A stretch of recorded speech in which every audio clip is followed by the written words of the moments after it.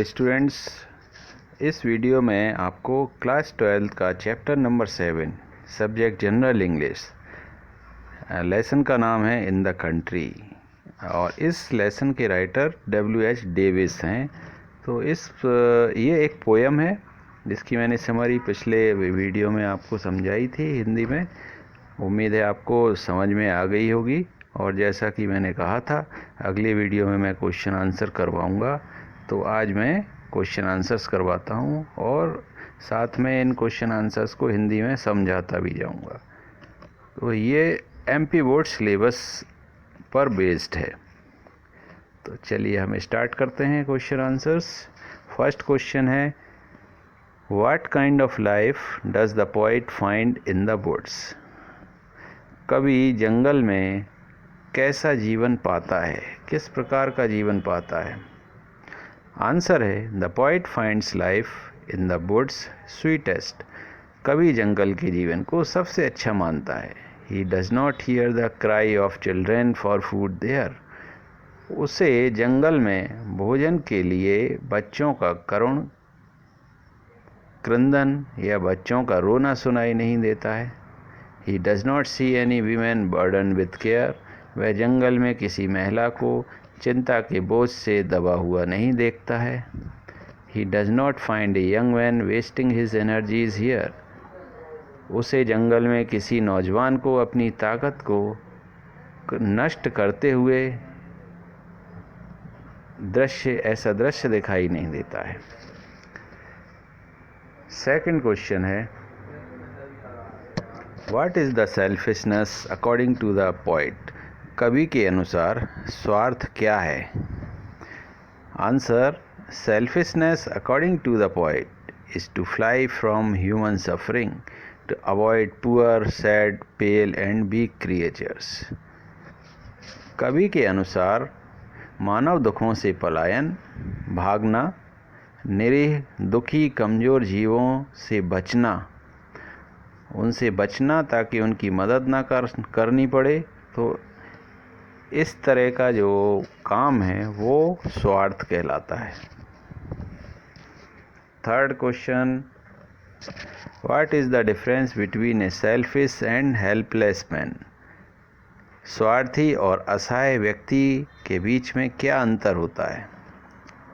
Answer है, a selfish man is one who does not help the needy and the poor though he can. वह व्यक्ति जो ज़रूरतमंदों और निर्धनों की सहायता नहीं कर सकता है जबकि वो ऐसा करने में सक्षम है, तो ऐसा व्यक्ति स्वार्थी कहलाता है। और वहीं वह व्यक्ति जो अपनी गरीबी के कारण निर्धन लोगों की सहायता करने में असमर्थ है क्योंकि वो स्वयं ही इस लायक नहीं है कि वो गरीबों की सहायता कर पाए, तो ऐसा व्यक्ति असहाय कहलाता है। Fourth question, why does the poet not admire the beautiful sites of the city? कवि शहर के सुंदर दृश्यों की प्रशंसा क्यों नहीं करता है? The poet does not admire the beautiful sites of the city because along with these sights run the sights of human suffering. कवि शहर के सुंदर दृश्यों की इसलिए प्रशंसा नहीं करता है क्योंकि इन दृश्यों के साथ साथ मनुष्य के दुखों के दृश्य भी शहर में दिखाई देते हैं। फिफ्थ क्वेश्चन है, describe the sights and sounds of the city as portrayed in the poem. कविता में शहर के दृश्यों और शोरगुल का वर्णन कीजिए। आंसर है, the city is full of the sites of children hungry for food. शहर भूखे बच्चों के तस्वीरों से भरा हुआ है। The homeless, the sad and the needy also make part of the city. बेघर, दुखी और ज़रूरतमंद भी इस शहर के दृश्य हैं या ऐसे शहर के दृश्यों का एक हिस्सा हैं। The sounds in the city are full of the cry of the children. groans and sighs of the homeless and the poor. शहर के शोरगुल में बच्चों की चीखें और बेघर व गरीब लोगों की कराह शामिल हैं।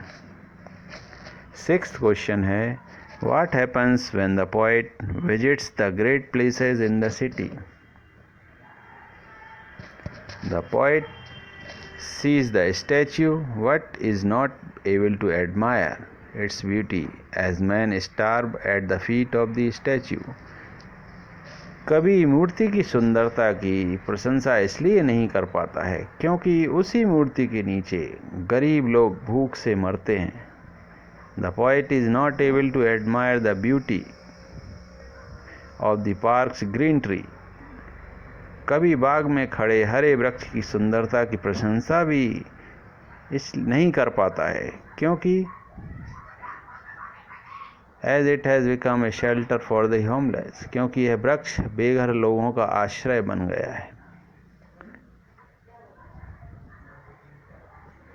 तो स्टूडेंट्स, क्वेश्चन इसमें इस लेसन में 6 ही क्वेश्चंस थे, तो उनके आंसर्स मैंने बता दिए हैं। आप इनको नोट कर लें कॉपी में और आप इन्हें अच्छे से याद करें, स्पेलिंग भी याद करें।